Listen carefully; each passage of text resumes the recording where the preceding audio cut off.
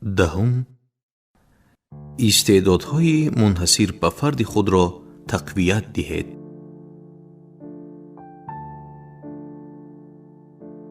کار خودتان را انجام دهید، اما نه در حدی وظیفه، بلکه اندکی بیشتر و از روی صداقت و سخاوت. همین مقدار اندک به اندازه تمام کار ارزش دارد. دین بریگز.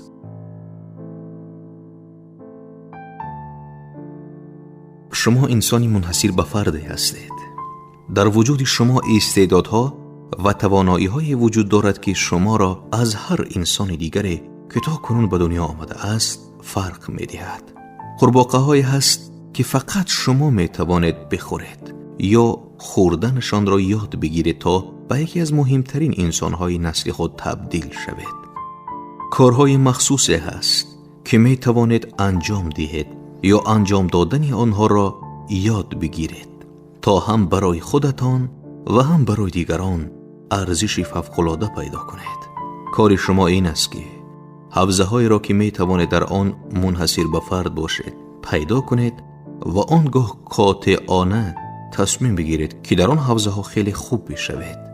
از دیدگاه گردش نقدینگی با ارزش‌ترین امتیازی که یک نفر می‌تواند داشته باشد توانایی کسب درآمد است. توانایی کسب درآمد این امکان را فراهم می‌سازد تا تنها با بکارگیری دانش و مهارت خود در دنیای پیرامونتان سالیانه معادل $10,000 به زندگی خود سرازیر کنید.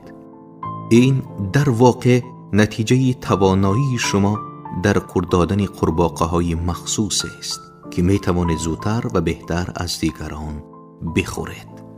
ممکن است همه دار و ندارتان را از دست بدهید. خانه، اتومبیل، شغل و موجودی حساب‌های بانکیتان، اما تا زمانی که توانایی کسب درآمد را داشته باشید می‌توانید همه آنچه را که از دست داده اید به علاوه بسیار چیزهای دیگر را دوباره به دست بیاورید. به طور مرتب و منظم توانایی‌های منحصر به فرد خود را ارزیابی کنید. چه کاری مخصوصی است که شما می‌توانید بهتر از دیگران انجام دهید؟ در چه کاری مهارت دارید؟ چه کاری است که انجام آن برای شما آسان اما برای دیگران سخت است؟ وقتی به گذشته حرفه‌ای خود نگاه می‌کنید، چه چیز بیشترین سهم را در موفقیت شما تا به امروز داشته است؟ مهمترین قورباغه‌هایی که تا به امروز خورده اید کدام بودند؟ شما طور طراحی شدید که از کدام یک از کارهایی که انجام می‌دهید بیشتر لذت می‌برید؟ از خوردن چه قورباغه‌های بیشتر لذت می‌برید؟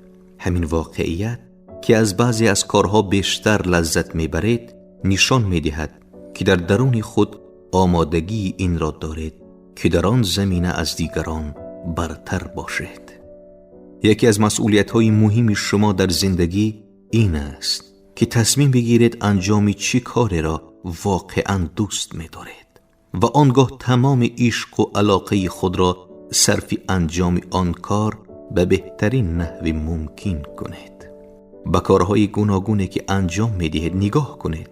کدام یک از آنها بیشترین تشویق و تحسین را از جانب دیگران برای شما به ارمغان می‌آورد؟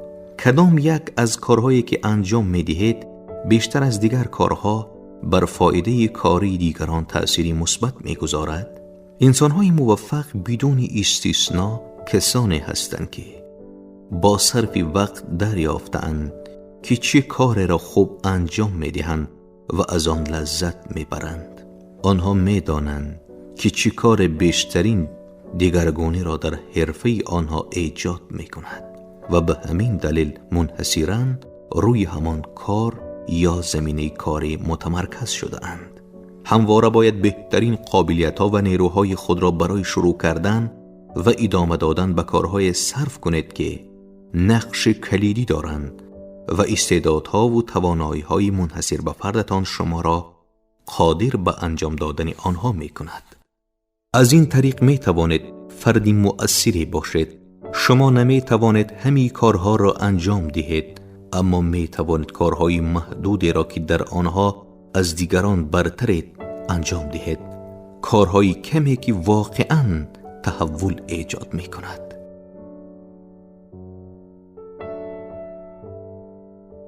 قورباغه را خورد بده. مدام این پرسش‌های کلیدی را از خود بپرسید. در چه کار واقعاً بهتر از دیگران هستم؟ از کدام قسمت از کارهایی که انجام میدهم بیشتر لذت میبرم؟ مهمترین عامل موفقیت من در گذشته چی بوده است؟ اگر اصلاً بتوانم حرفه‌ای داشته باشم، آن کدام است؟ اگر با خریدن بلیت بخت آزمایی یا چیزی شبیه به آن مبلغی زیادی پول به دست بیاورید و این آزادی را داشته باشید که برای بقیه عمرتان هر کار یا هر قسمت از کاری را که دوست دارید انجام دهید، چه کاری را انتخاب خواهید کرد؟ برای اینکه مشغول به کاری مورد نظر شوید، چه مقدماتی را باید فراهم کنید تا بتوانید آن کار را به بهترین صورت ممکن انجام دهید؟ پاسخ این پرسش هر چه که هست از همین امروز دست به کار شوید.